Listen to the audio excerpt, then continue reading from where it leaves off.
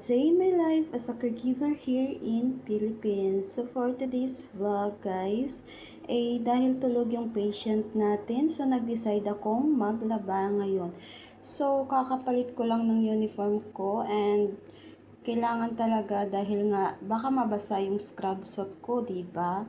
So ito guys ay mga kumot ni mother, tuwalya, and bedsheet.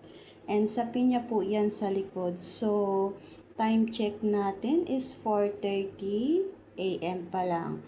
So, nag-decide na akong maglaba ngayon dahil mamaya pag out ko na ng 8 AM is dire-diretso na yung tulog ko. And of course, para nga hindi na tayo hassle sa time natin kung mamaya pa tayo maglalabas. So, yon yung ginagawa ko if may lalabhan kami.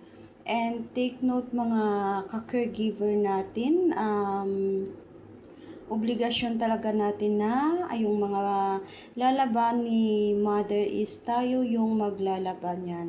And salitan kami ni Dayan sa umaga, nilalabhan ni Dayan yung mga damit and yung mga punda. So sa akin niya iniiwan yung mga kumot tsaka bedsheet yan. So ako na naglalaban yan guys. And of course, kayang-kaya natin to, is basic na basic talaga yung trabaho namin dito.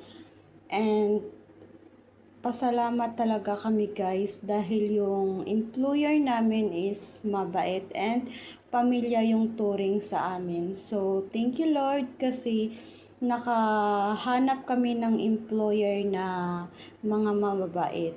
And mamaya na natin to isasampay guys, or si Ate Janet na talaga yung pinapasampay ko niyan kasi nga tinatamad na ako magsampay. So ako lang yung naglalaban yan.